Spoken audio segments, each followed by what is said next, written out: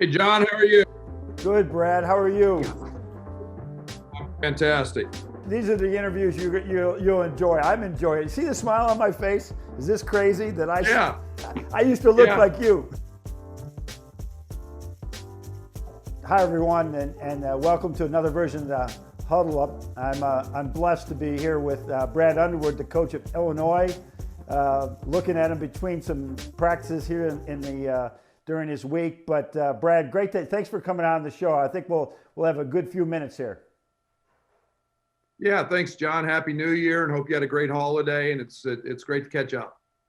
Well, thanks. I've been watching your team, and I would say as a coach, I never felt that I was entertained by my team, and even watching other teams. And now I'm genuinely entertained by watching Big Ten basketball this year, but especially your team.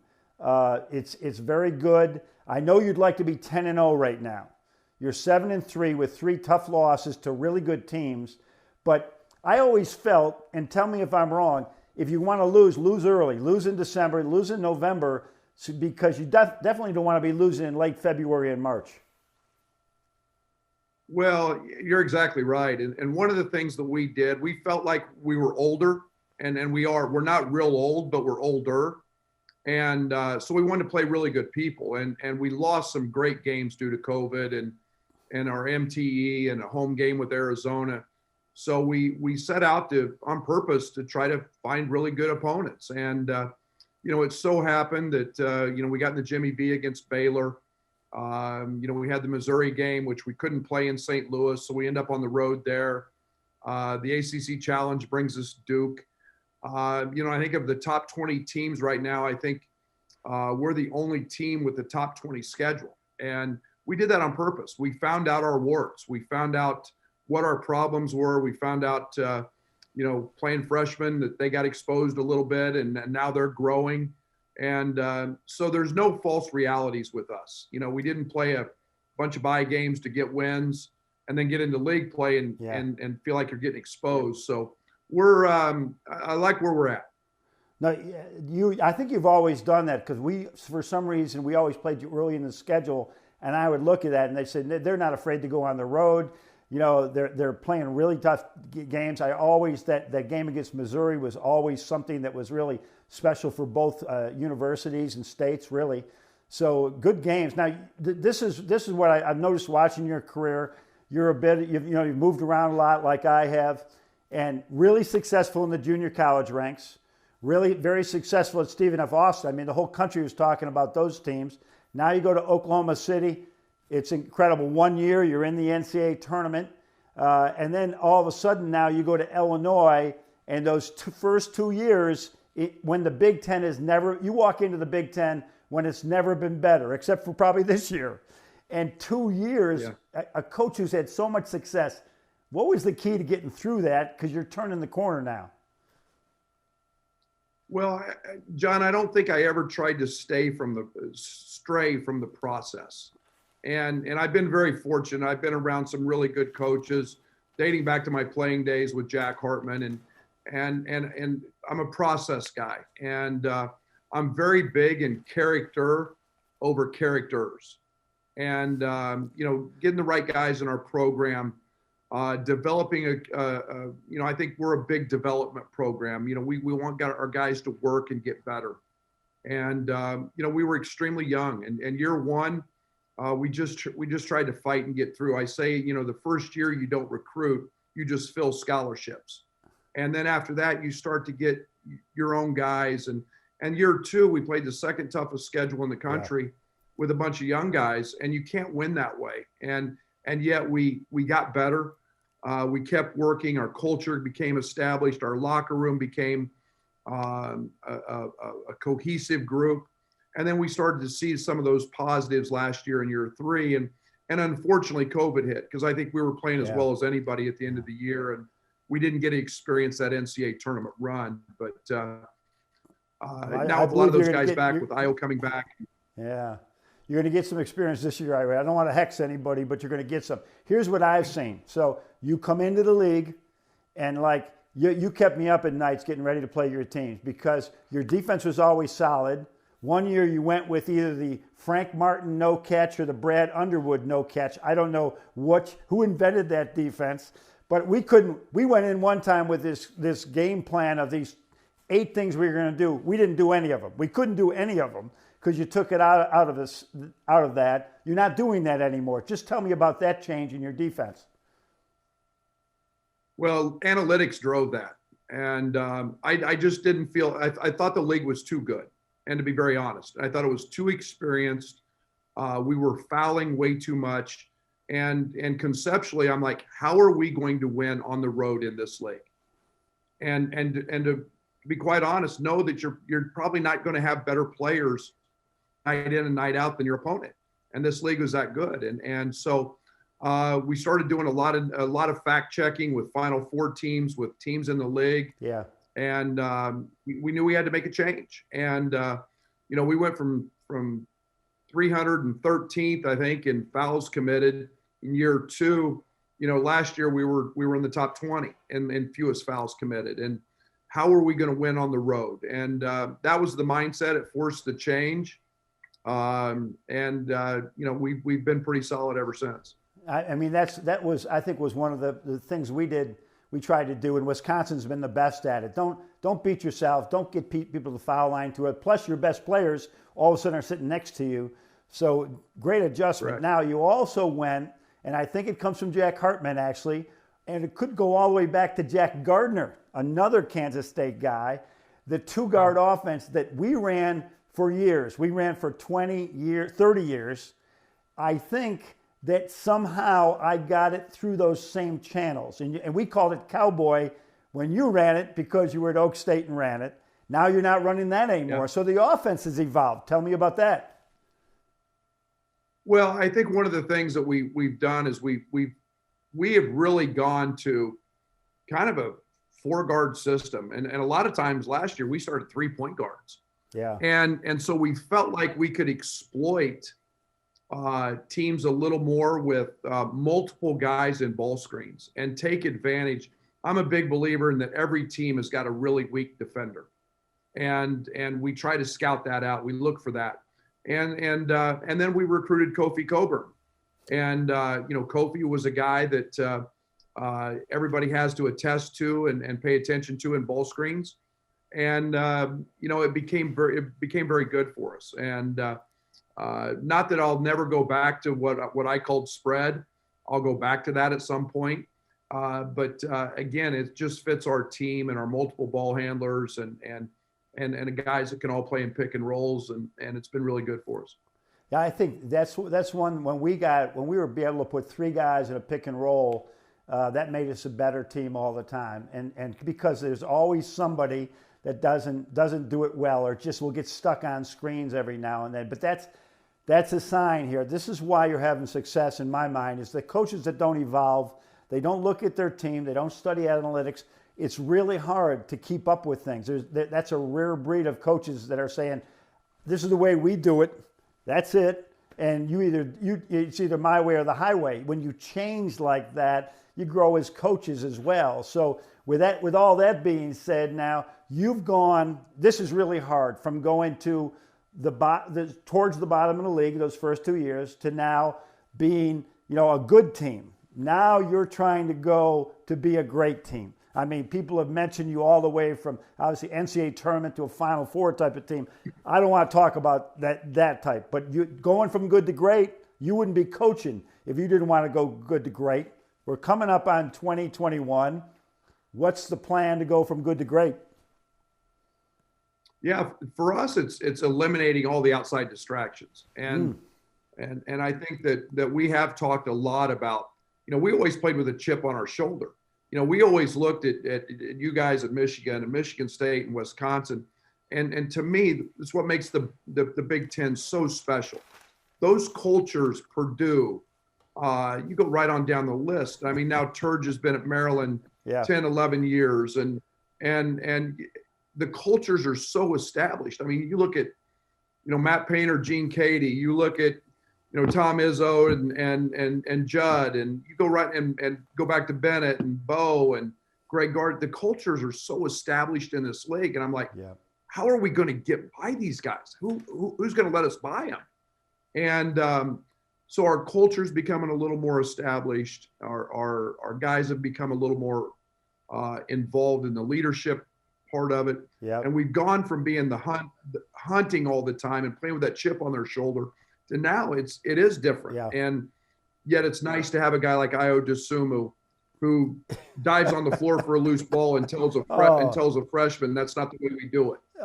And so, we talk about it a lot, John. We really do, and we know that we're taking everybody's best shot, and we've got to be great at it. We've got to be great at handling that. That's where it really changed for us at Michigan, Brad. You probably don't know this, but we didn't just try to live a culture. We taught a culture.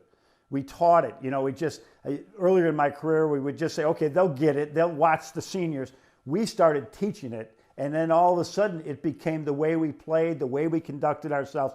I can see that right now with your team. I mean, without question. And you have to have it this year in the Big Ten because, culture wins, culture wins, culture wins. But there's a lot of people that have that same philosophy.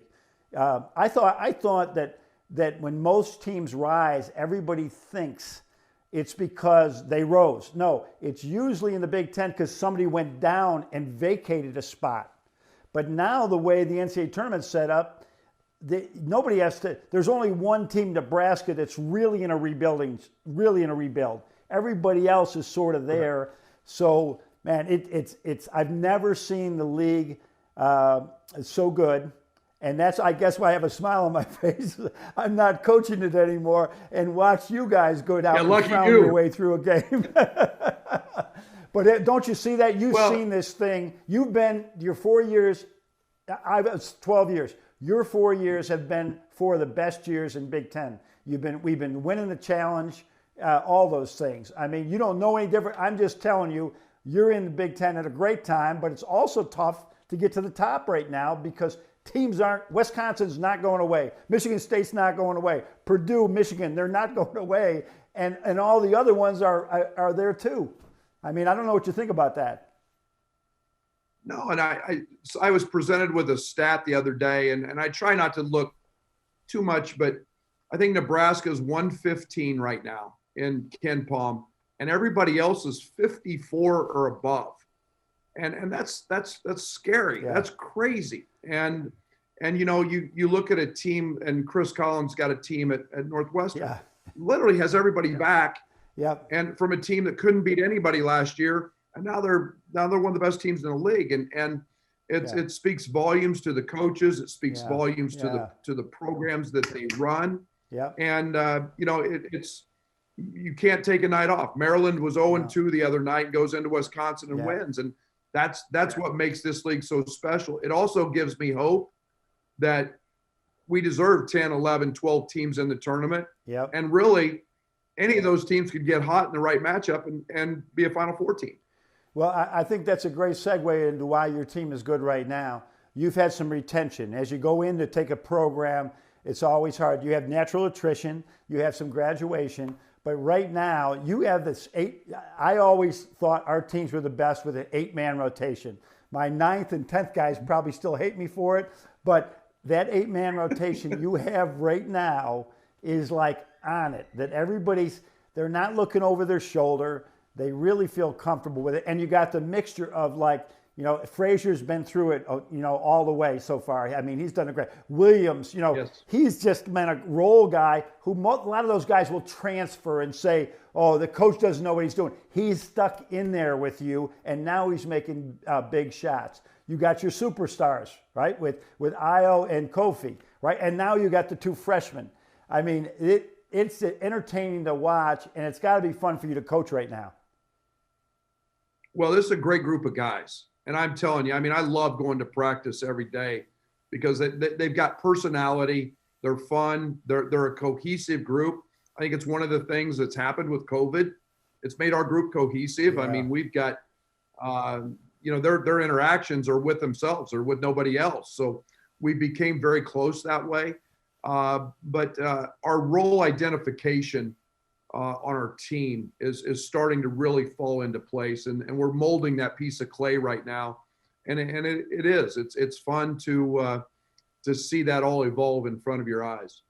No, it's like I said, it's been fun for me to watch because the numbers with you are just your analytics are incredible right now. Where you're shooting over 50%, you got 3-point shooters. The other team's not shooting the ball. You're contesting really, really well. What is it like right now? And I know there's a question, but that you go to Duke and you go to Penn State. I mean, and win games. I mean that's really hard to do. You had a heck of a tough loss at Rutgers, but the arenas aren't full.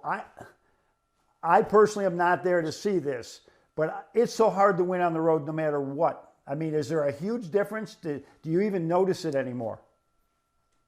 Yeah, obviously when you play at Duke and you know the history of the Cameron Crazies and it is different. And it's I don't want to say it's an eerie feeling. It's not that, but it's some of the human element I think is gone, and I'll use our last game. We played Indiana, and of course, Illinois-Indiana is always a big game going back in the history of our programs. But, Io DeSumo hit a 3 late in that game, and our building would have gone nuts and erupted. And now it's just not there. And you miss that, as a basketball purist, I miss that. Yeah. The human element of it, but it's not there, and yet it's it's still two teams that are in different colored jerseys, and they're hooking it up, and they're going to fight and compete, and they're fighting the same thing that we are. But it is different walking into the RAC last year was as good an environment as we played in. Yeah, that's a great place in this league. They were selling out, and it's just different in there, but. They're good and they beat us that night, but it is a little bit different. I think the numbers show 25% home teams winning 25% less than they did a year ago. But, and in this league, John, I mean, gosh darn, every night, it's not just a game, it's an event when you play a Big Ten game, no matter where you play it. And that part I miss. Well, there's two things. The thing that I'm watching now that I never got to see because the benches are spread out. The excitement of your benches when Io hit that 3, you're scoring right in front of your bench late in games, or a dunk late in a game. To watch the bench celebrate now, and you never saw that when they were all in so tight as much as you see now. So that's fun. The other thing that I would probably have trouble with is I was never known for getting technical fouls, but I did talk a little bit under my breath, about officials or question them. You got to be really careful right now, right? That they can hear you way too much, and that's where the mask is. I pull it up, John. So there's no lip reading going on. Hey, what you should do is when COVID's over. I wonder if there's a rule. If COVID's over, bring the mask with you and just throw it on when you're getting upset with the officials. It can't be against the rules. Hey, that's awesome. We were actually talking about that a couple weeks ago. What a great idea the mask is. You get a lot of people that clap and put their hands over their faces. They're chewing somebody out, and hey, at least this way the TV camera can't read it. It's but no, it is different. And man, I love our players. It was really eerie. We played in Indianapolis in the Jimmy V, and there was nothing in there. There was no crowd noise piped in, and to be in such a big arena, and literally if your bench didn't bring it, I mean, it was silent. I mean, I'm hearing Scott Drew's calls, and he's hearing mine, and I mean, it was just you don't usually hear that, but I miss all that. Enthusiasm I think that's what I probably miss the most right now is that interaction with your own team and the crowds and things like that. That's really hard. But I'm enjoying watching you. You got a tremendous team. You got a great staff. The one guy I wanted to mention is key for you right now. It was always key for us. Adam Fletcher, your strength coach during this time, when you go into this Big Ten, he's going to be a key for you. I believe John Sanderson. He came from our guy, John Sanderson. I always thought we had an advantage in January and February because our guys were in such good shape and took strength training injury prevention seriously. And I know you got that with Adam. Yeah, we're blessed, and I mean, it's unbelievable the job Fletch does, and the culture he's created, and we all know. I mean, strength and conditioning guys are the biggest part of our program because they spend so much time with them, and you're exactly right. We continue to get stronger and stay healthy, and knock on wood, we do, but we've shown that over the last few years. So I hope that continues again this year. Well, your teams get better, and they continue to get better. This is going to be fun for you. I really appreciate you huddling up with me here, and I'll watch your team as often. I'm watching more basketball than I've probably watched in a long time, and it's a lot of fun. Still growing as a coach too. So, thanks for being on with me, and just good luck, Brad. You're a heck of a coach and even a better person. Thanks, John. I appreciate it, and have a great new year, and stay safe.